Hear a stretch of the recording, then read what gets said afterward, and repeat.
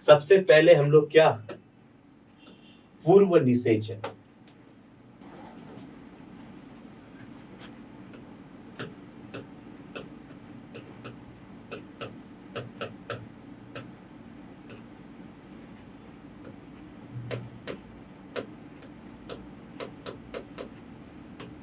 Pre fertilization event. जब भी आप उच्च पादपों व उच्च जंतुओं को देखते हैं तो निषेचन के पहले की अवस्था में हमने पढ़ा है कि लैंगिक जनन में दो पितृक चाहिए, पैतृक दो द्विपैतृक है, एक नर व एक मादा। तो दोनों के अंदर जनरली होता है गैमीटोजेनेसिस, युग्मक जनन। क्या होता है? युग्मक जनन। तो पूर्व निषेचन की घटना में सबसे इंपॉर्टेंट घटना क्या है? उच्च पादपों, उच्च पादप एवं उच्च जंतु दोनों के अंदर लैंगिक जनन के पूर्व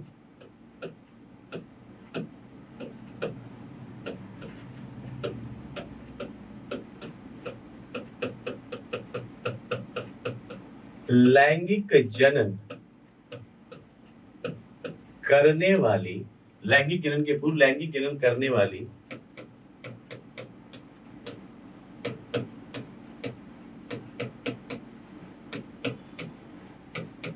कोशिका का निर्माण होता है।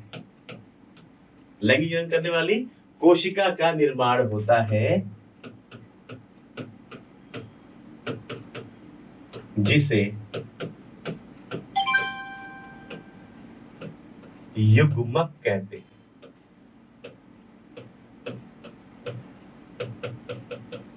जिसे क्या कहते हैं बच्चे? जिसे युग्मक कहते हैं। क्लियर? यह प्रक्रिया युग्मक जनन कहलाती है, गैमेटोजेनेसिस। युग्मक बनाने की प्रक्रिया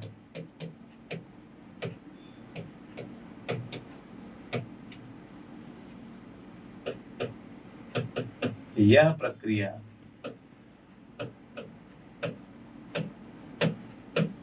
युग्मक जनन गैमीटोजेनेसिस कहलाती है। क्या कहलाती है बेटा? गैमीटोजेनेसिस कहलाती है। समझ में आया? तो पहले क्या चल रहा है? सबसे पहले कौन सी प्रक्रिया चल रही है? सबसे पहले चल रही है युग्मक बनाने की प्रक्रिया। यस और नो? सबसे पहले, अरे हमने देखा भी तो बेटा, अभी जस्ट अभी दिखाया है। देखो, नर युग्मक और मादा युग्मक बन रही है निषेचन के पहले। यस और नो? यही तो लिख रहा हूं मैं, कुछ अलग थोड़ी लिख रहा हूं। युग्मक बनाने की प्रक्रिया चलती है। अरे बोल रहा यार, क्या चल रहा है? युग्मक बनाने की प्रक्रिया चलती है। स्पष्ट है? कहलाती है, जिसमें मुझे एक चीज ये अंडरलाइन करना है, यह प्रक्रिया क्या कहलाती है? युग्मक जनन। स्पष्ट है बेटा? युग्मक जनन कहलाती है। अब फिर से नर शरीर में नया पॉइंट, नर जननांगों में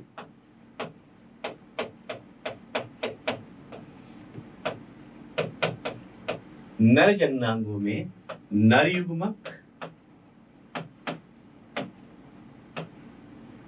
मेल गैमीट,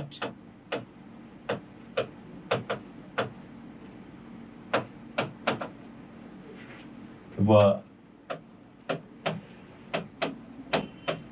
मादा जननांगों में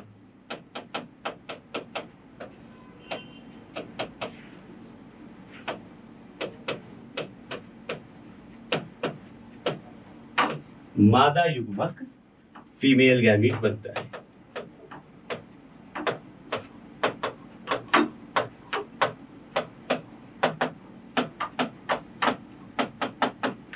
मादा युग्मक, जरा देखिए, दो चीजें आपको बस याद रखना है। अगर मैं ये नर युग्मक और मादा युग्मक की बात जंतु में कर रहा हूं या पादप में कर रहा हूं, है ना? देखो, जंतुओं के अंदर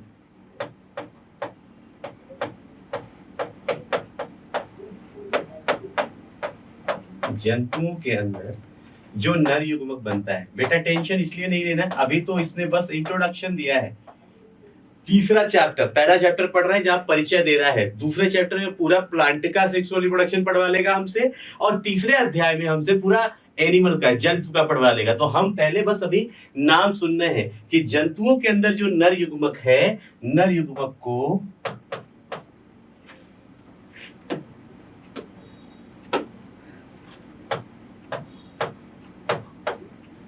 पुमड़ु या शुक्राणु कहते हैं। आपको शुक्राणु ही याद रखना, पुमड़ु या शुक्राणु कहते हैं। क्लियर है बच्चे?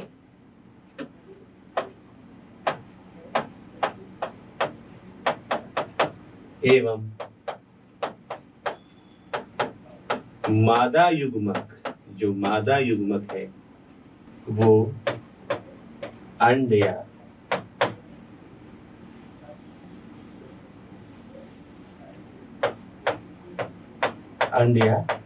अंडाणु, मादा युग्मक को क्या कहते हैं? अंड या अंडाणु कहा जाता है। क्लियर है? अंडाणु कहते हैं। ये किसके लिए लिखा मैंने? ये रेड कलर में जब भी यूज करूं बायोलॉजी में, समझ लो खून है, ये खून में आया है मैंने, ये जंतुओं की बात कर रहा हूं। किसकी? जंतुओं की। बड़ी सामान्य सी बात है, बच्चों को ऐसे ही पता है कि मेल के अंदर स्पर्म होंगे, शुक्राणु होंगे, फीमेल के अंदर एग होगा, अंडाणु होंगे। बड़ी सरल सी बात। यस और नो? यही चीज अगर मैं पादपों की बात करूं, पादपों की बात करूं, तो पादपों में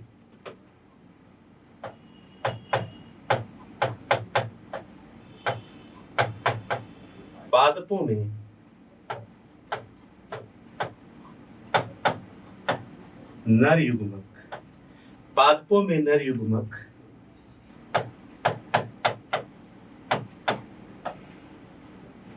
परागकण व मादा युग्मक, परागकण व मादा युग्मक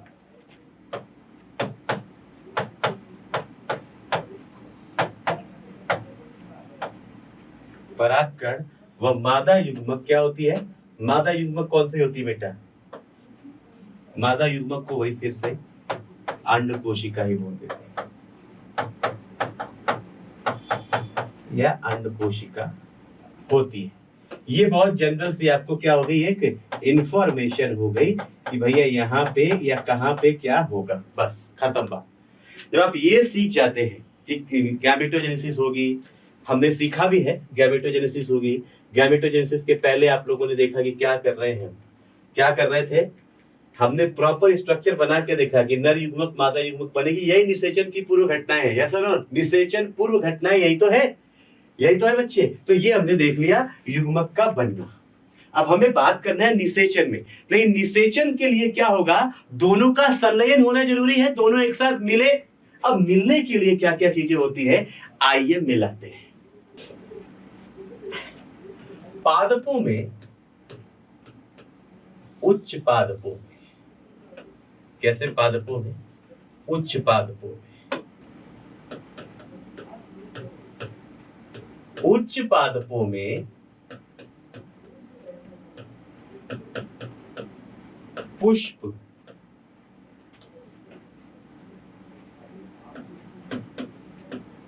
पादप का जननांग होते हैं।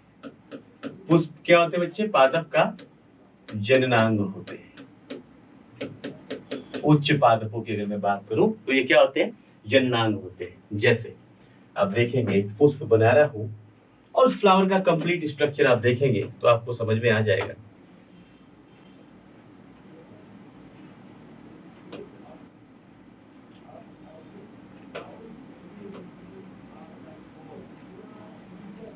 राइट?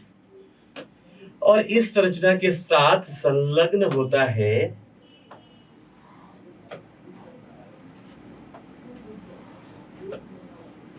बहुत अच्छे से समझना, बहुत बढ़िया बढ़िया सी बातें हैं।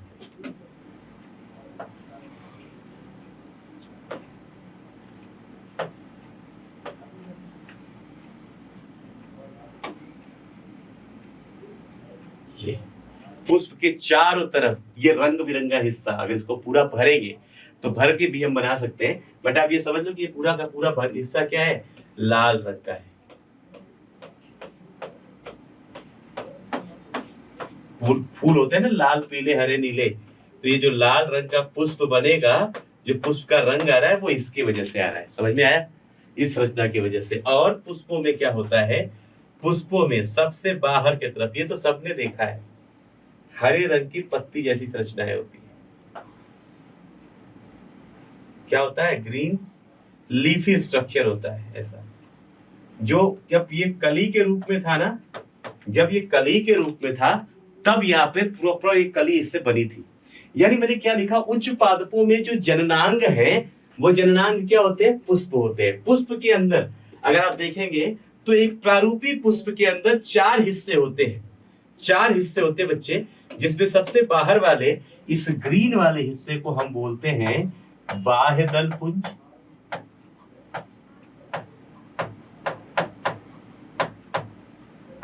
क्या बोलते हैं? बाह्य दल पुंज। बाह्य दल पुंज के बाद इस रेड वाले स्ट्रक्चर को, इस दूसरे भाग को हम बोलते हैं दल पुंज। दल पुंज, बाह्य दल पुंज और दल पुंज। इस तीसरे हिस्से को हम बोलते हैं पुंकेसर। और ये जो चौथा हिस्सा है, इसे हम बोल देते हैं स्त्रीकेसर।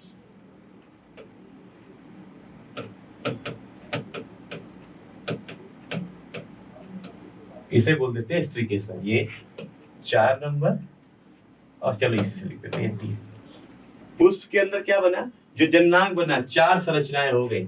इसमें से ये जो 2 संरचनाएं हैं, बहुत ध्यान से, ये 2 संरचनाएं जो है, कौन सा कलर लो, ये 2 संरचनाएं, ये जननांग का काम कर रहे हैं, ये सेक्स ऑर्गन है। तो ये दोनों क्या करते हैं? ये दोनों पुष्प के अंदर, ये सेक्स ऑर्गन में नहीं आते हैं, ये इसके लैंगिक, अथवा आप बोल सकते हैं क्या, ये सहायक भाग है। पुष्प के ये क्या है? अलैंगिक, जिनका सहायक भाग, इनका लिंग बनाने में कोई योगदान नहीं है। लिंग कौन बना रहा है भाई? लिंग बन गया यहाँ पे स्त्रीकेसर, बन गई मादा जननांग, और पुंकेसर बन गया नर जननांग। क्लियर है बच्चे? अब हमने यहाँ पे तो क्या बनाया, हमने यहाँ पे तो बनाया उच्च पादपों में एक ऐसी कंडीशन हो सकती है, एक ही पे नर व मादा दोनों। जब ऐसी परिस्थिति होगी, क्या बोल रहे थे? एक ही पे नर व मादा दोनों, ऐसी परिस्थिति को क्या बोल रहे थे? आप ऐसी परिस्थिति को बोलते हैं, आप ऐसी परिस्थिति को बोलते हैं उभय लिंगाश्रय, मोनोइसियस। यस और नो? संभव है, ध्यान देना, निम्न पादपों में और कुछ उच्च पादपों में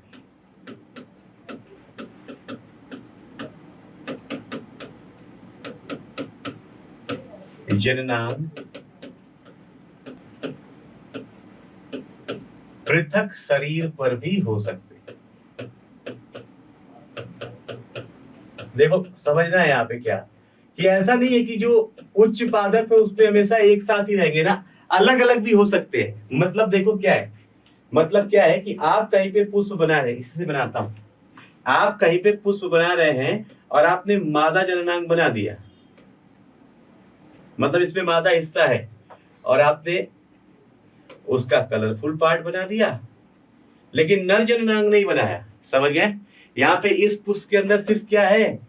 मादा जननांग है। तो यह पुष्प कैसा कहलाएगा? ये पुष्प होगा सिर्फ मादा, ये मादा पुष्प है, एक लिंगी। यस और नो? संभव है कि कहीं पे आप ऐसा फ्लावर बनाएं कि आप उसके अंदर ये रंग बिरंगा भाग तो खूब भर दे, लो भर दिया, इसके खूब रंग बिरंगे भाग भर दिए, लेकिन यहाँ पे इसके अंदर सिर्फ क्या हो?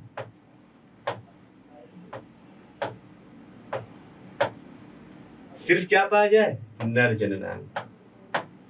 सिर्फ नर जननांग पाया जाए, ऐसे को आप क्या बोल देंगे? नर पुष्प। यस और नो? तो नर पुष्प या मादा पुष्प कहीं पे एक साथ भी हो सकते हैं, कहीं पे पृथक भी हो सकते हैं। सिखाना क्या है आपको? जो क्वेश्चन आता है ना, इससे मिलना जुला नहीं आता। जो सवाल आता है वो ये आता है, आपकी एनसीईआरटी में बना है ब्रायोफाइटा का फोटो,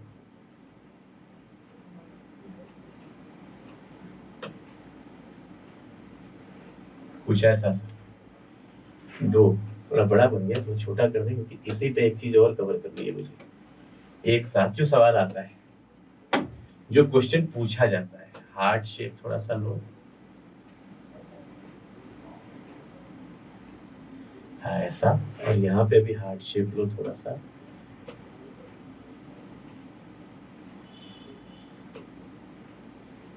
ऐसा। ये जो संरचना दिख रही है, इस पे ध्यान देंगे, इनके ऊपर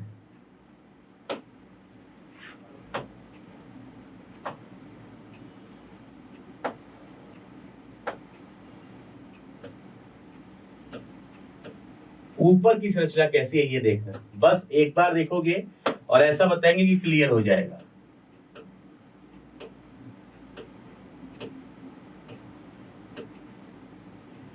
एक तो ऐसा है, एक ऐसा है। कौन ज्यादा सुंदर लग रहा है आपको? कौन ज्यादा सुंदर लग रहा है? ये वाला, जहां पे ज्यादा सुंदर है ना, ये मादा है। ब्रायोफाइटा के लिए देखे गया है तो गैमेटोफाइट का स्ट्रक्चर बना रखा है। ये मादा है, ये नर है। आपके एनसीईआरटी में इसका डायग्राम बना है। आप अपनी एनसीईआरटी देखोगे तो आपको बच्चे इसका डायग्राम दिखेगा। एक बार मैं देखूं, शायद यहाँ पे डायग्राम दे रखा हो। ये रहा। ये जब स्ट्रक्चर्स आप देख रहे हैं बच्चे, तो यहाँ पे ध्यान से देखो, ये वाला स्ट्रक्चर, ये मैंने बना के भी दिखाया है। आप जब ये देख रहे हैं तो ये क्या सुंदर सा दिख रहा है। ये क्या है? आर्चिगोनियोफोर। क्या है बच्चे? ये आर्चिगोनियोफोर। और जब भी हम इसको देख रहे हैं, इसे फीमेल, मैंने क्या बोला, जो सुंदर होगी वो क्या होगी? वो मादा होगी, वो फीमेल होगी। क्लियर? यहाँ पे बताया था लड़कों के बाल देख लो, जैसे मन करे वैसे, जैसे मैं अभी दिख रहा हूं। उठा, पानी लिया, इधर उधर थोड़ा सा हाथ में लगाया, 2 बार इधर फेरे, 1 बार इधर फेरा, हो गया अपनी कंघी। तो ये हो गया एंथ्रिडियोफोर। हिंदी में इसे बोलते हैं पुंधानी, है ना, पुंधानी। छोड़ो, आप मेल थैलस, ये हो गया नर। आपसे सीधा क्या पूछा जाता है कि भैया ये बताओ कि ये ब्रायोफाइटा के मार्केंशिया का डायग्राम है बेटा। किसका है ये? मार्केंशिया का। आप पढ़ोगे आगे जाके, सॉरी पढ़ चुके हो आप 11th में मार्केंशिया के बारे में। ये मार्केंशिया का गैमेटोफाइट है। इसमें से कौन नर है, कौन मादा है, ये पहचानना, तो आप यहां से पहचान लोगे। क्लियर है? दूसरी चीज, जब आप आते हो यहाँ पे, ये डायग्राम जो बना हुआ है, ये है कारा का। किसका? कारा का। कारा क्या है? कारा एक शैवाल है। कारा एक शैवाल है, जहां पे ये एक्चुअली में कारा का डायग्राम दिखाया गया है, लेकिन यहां से स्पष्ट नहीं था, तो इन्होंने क्या किया, कारा के इस वाले भाग को जूम करके आपको दिखाया हुआ है। यहां पे कारा को जब देखते हैं तो कारा में क्या है कि यहां पे आपको बताना है कि नर व मादा कौन से है। और ये वाला जो कारा वाला है बेटा, ये नीट में 2 से 3 बार आ चुका है पिछले 10 सालों में, तो इसलिए ये बहुत इंपॉर्टेंट हो जाता है। ये वाला डायग्राम भी नीट में आ चुका है। मैं इसलिए इतना फोकस कर रहा हूं बिकॉज ये डायग्राम्स आपके एग्जाम में ऑलरेडी आ चुके हैं। तो जब आप कारा को देखते हैं तो कारा में 2 हिस्से हैं। ऊपर की तरफ है ऊगोनियम, ऊपर की तरफ क्या है? ऊगोनियम। ध्यान से देखें, ऊगोनियम को जब आप देखते हैं ना, तो इसकी संरचना जो इस पे बनी हुई है, अगर प्रॉपर बनाऊं तो इस पे लगता है कि ऐसा कुछ नुकीला सा हिस्सा निकला हुआ है। दिख रहा है बच्चे? ऐसा कुछ नुकीला सा हिस्सा यहाँ पे क्या है? निकला हुआ है। जो नुकीला सा हिस्सा निकला हुआ दिखाई दे रहा है, ये निकले हुए हिस्से की वजह से नुकीला और निकला, इसे हम बोलते हैं न्यूक्यूल। याद कर लेना, हिंदी में भी लिखूंगा तो यही लिखूंगा, न्यूक्यूल। क्लियर? इसे क्या बोलते हैं बच्चे? न्यूक्लियूल। न्यूक्यूल क्या है? Female sex organ. नुकीला है मेल। इंसान बेचारा कैसा? गोलू मोलू सा, सीधा साधा, है ना। अब देखो क्या है, सीधी सी बात है, जीवन में एक बात बहुत सच्चाई है कि जो मादा है, मादा के आगे इंसान, नर जो है, नर बहुत सीधा साधा और बहुत गोल मटोल ही है। मादा नुकीली, नर कैसा, गोल मटोल। तो मेल होगा नीचे। गोल मटोल है, वो नुकीली थी, नुक्यूल बोला। ये गोल है, ग्लोब्यूल बोलते हैं। क्या बोलते हैं बेटा, ग्लोब्यूल बोलते हैं। क्या बोल देते हैं इसे, ग्लोब्यूल। नुक्यूल और ग्लोब्यूल, कारा के अंदर नर व मादा। इसमें एक सवाल और पूछा जाता है, कौन ऊपर कौन नीचे। तो जीवन में एक बात याद रखना, जब भी आप नर व मादा, जब तक आप अकेले हो तब तक ठीक है, लेकिन जब बात होती है नर व मादा के, तो जीवन में समझ लो हमेशा मादा ही ऊपर है, हमेशा उसके हिसाब से ही चलना है, ठीक है। तो ये देख लो, यहाँ पे नुक्यूल, यहाँ पे ग्लोब्यूल, मादा जननांग ऊपर के तरफ, नर जननांग नीचे के तरफ। यहां पे कॉकरोच का डायग्राम दिया है। कॉकरोच को पहचानना है, इसमें ओवरी और टेस्टिस। यहां से कैसे पहचानते हैं, यहां पे भी जो फीमेल है, फीमेल के अंदर ऐसे आग जैसी, ज्वाला जैसी संरचना दिख रही है ना। हालांकि इसके अंदर मशरूम ग्लैंड, कोलेट्रल ग्लैंड, काफी कुछ चीजें हैं पढ़ने को, बट आप अगर आपको याद हो तो ये होता है कोलेट्रल ग्लैंड। क्या होता है बच्चे ये, तो ये कोलेट्रल ग्रंथि बताती है कि ये क्या है, ये मादा है, ये मादा की पहचान बताती है। मैं आपको बता रहा हूँ, 11th पे आप पढ़ चुके हो। यहाँ पे आपको क्या दिख रहा है, यहाँ पे आपको मशरूम के जैसी ग्लैंड दिख रही है। यहाँ पे क्या है, मशरूम ग्रंथि है, इसलिए यहाँ पे ये बताती है कि ये क्या है, नर है। ये संरचना यहाँ पे हो गई। नर मादा अलग अलग, नर मादा अलग अलग, नर मादा एक पे ही, उभयलिंगी, उभयलिंगी, ये एक लिंगी, यहाँ पे एक लिंगी। फिर यहाँ पे केचुआ है, केचुए में देखो ओवरी, अंडाशय भी यहीं पे है, और टेस्टिस मतलब वृषण भी यहीं पे है।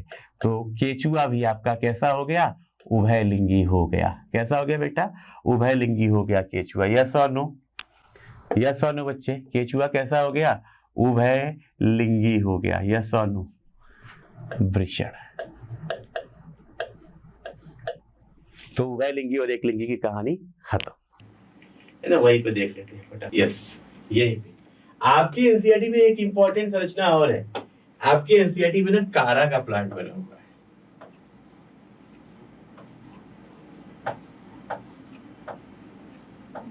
जब कारा का प्लांट देखते हैं ना, तो कारा का प्लांट के ऊपर सवाल आ चुका है, कारा का प्लांट है कैसा।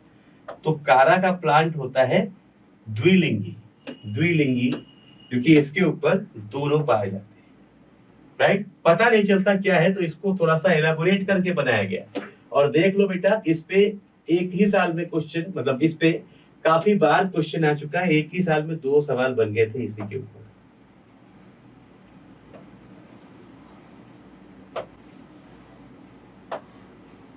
थोड़ा जूम कर दिया और कुछ नहीं किया, इसको क्या कर दिया, जूम कर दिया। जब जूम करते हैं तो देखते हैं हम, यहाँ लाइन खींच, जूम कर दिया तो देखते हैं कारा के अंदर कंडीशन क्या है, कि कारा के अंदर 2 संरचनाएं। अभी आपको दिखाया भी था। इस पे क्या सवाल आएगा और क्या सवाल आया है वो भी बताता हूँ। कारा के अंदर 2 संरचनाएं हैं बेटा, आपको स्ट्रक्चर दिख जाएगा। ये देखो, यहाँ पे पूछता है कि फीमेल कहाँ है और मेल कहाँ है। फीमेल कहाँ है, मेल कहाँ है। तो यही चीज मैं आपको दिखाने जा रहा हूँ बना के, कि मेल कहाँ है, फीमेल कहाँ है। तो इसका सीधा जवाब ये है कि जब भी हम कारा का प्लांट देखते हैं जो द्विलिंगी है, तो कारा के ऊपर, अब यहाँ पे देखना, आपको ये नाम पूछा जाएगा और आपको बताना पड़ेगा। कारा के ऊपर यहाँ पे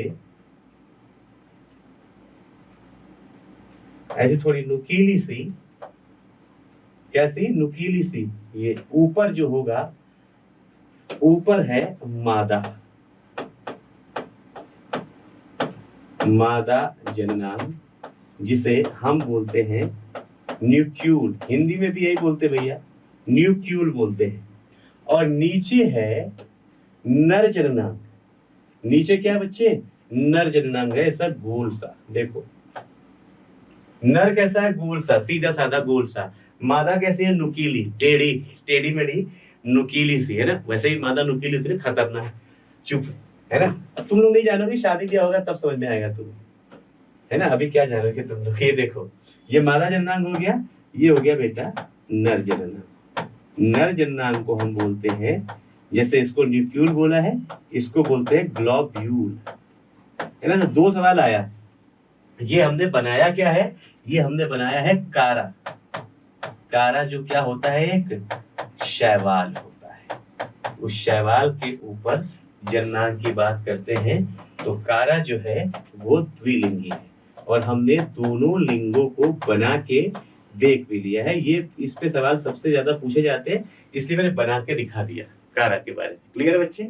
आपको ये पूछे जाते हैं फीमेल प्रोथैलस कौन है और मेल प्रोथैलस कौन है, तो फीमेल और मेल पहचानना आप समझ गए। ये दो सवाल पूछे जाते हैं। ये आपने ये भी सीख लिया कि भाई कुछ निम्न, जैसे शैवाल है लिखा है ना, कुछ निम्न पादपों में भी उभयलिंगी हो सकते हैं और कुछ उच्च पादपों में भी एक लिंगी हो सकते हैं। यस और नो? यानी जहां पे भी होंगे मादा नर होंगे और वो वहां पे युग्मक बनाएंगे। यस और नो? युग्मक बनाएंगे, और युग्मक बना के क्या करेंगे बच्चे?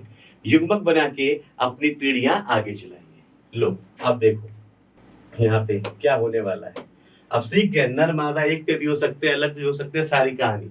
अब एक बड़ी सिंपल सी बात है भैया, जहां पे नर है, नर के अंदर नर युग्मक, मादा के अंदर मादा युग्मक। बस आपको एक चीज और बतानी है, उसके लिए कहानी कर रहे हैं। एक छोटी सी बात है, एक सिंगल लाइन।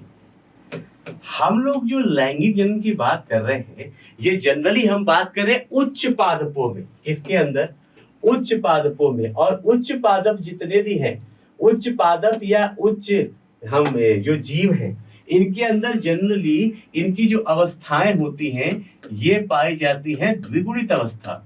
किस अवस्था में पाई जाती है बच्चे? द्विगुणित अवस्था में पाई जाती है। मतलब इनके अंदर जो डीएनए होता है वो दो सेट में होता है, 2n के फॉर्म में होता है। क्लियर? और द्विगुणित अवस्था में मतलब ये भी 2n है, ये भी 2n है। समझना? अगर 2n से हम यहाँ पे सूत्री विभाजन कर दे, समसूत्री विभाजन, तो दोनों के अंदर 2n आएगा और इनके संलयन से जो बनेगा उसके अंदर 4n हो जाएगा। इसलिए जब भी नर या मादा के अंदर युग्मक जनन होता है, क्या हो रहा है? युग्मक जनन। यहाँ पे नर के अंदर बोलते हैं नर युग्मक जनन, नर युग्मक बन रहा है तो नर युग्मक जनन। मादा के अंदर बोल देते हैं मादा युग्मक जनन। अगर हम कॉमन बात करना चाहें, समझ लेना बेटा, बहुत सिंपल सी बातें हैं। अगर हम कॉमन बात करना चाहें पूरे के युग्मक बनने को क्या कहते हैं, तो इसे सीधे सीधे क्या बोल देंगे? युग्मक जनन। सेपरेटली क्या बोल देंगे? युग्मक जनन। यहाँ पे जो युग्मकों का निर्माण होता है, नर व मादा युग्मक, यहाँ पे जो मादा युग्मक है ये बन गई n और ये बन गई n।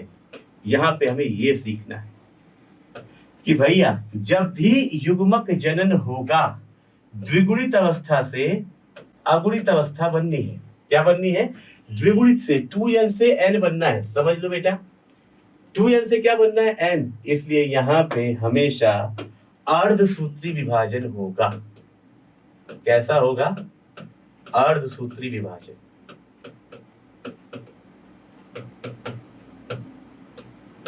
ये ले लो भैया, उच्च पादपों व उच्च जंतुओं की जो खुद की जेनेटिक कंडीशन होती है वो क्या होते हैं?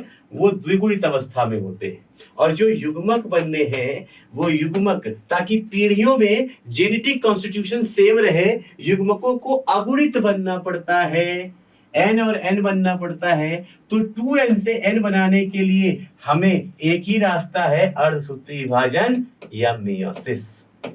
यस और नो? मतलब मैं बोल दूं कि युग्मक जनन के अंदर हमेशा मेयोसिस होगी, अर्धसूत्री विभाजन होगा। यस और नो? देखो फायदा क्या हुआ कि जब अर्धसूत्री विभाजन हुआ, n और n बन गए, तो ये दोनों युग्मक जब मिलेंगे तो फिर से 2n बन जाएगा। 2n का क्या बन जाएगा? युग्मनज। और यही तो आगे बढ़ के फिर से ये नर या मादा बनाएंगे तो उनके अंदर 2n हो जाता है फिर। यस और नो? तो युग्मक जनन के दौरान हमेशा क्या होगा? अर्धसूत्री विभाजन। चाहे नर युग्मक जनन हो, चाहे नॉर्मल युग्मक जनन हो या मादा युग्मक जनन हो, हर जगह विभाजन कैसा होगा? अर्धसूत्री। इसीलिए मैंने एक लाइन में ही लिख दिया, भाई कोई सा भी युग्मक जनन हो, उच्च पादप उच्च जंतु, उच्च पादप और उच्च जंतु के अंदर बिना सोचे समझे हमें क्या करना है, ये 2n कंडीशन बन जाएगी, सॉरी n, 2n से n बन जाएगी, अर्धसूत्री विभाजन हो जाएगा। यस और नो? तो अर्धसूत्री विभाजन की पूरी प्रक्रिया समझ में आ गई। अब हमें चलना है इस स्टेज पे। अब हमें कहाँ चलना है बच्चे? इस स्टेज पे, अगले स्टेज पे निषेचन पे।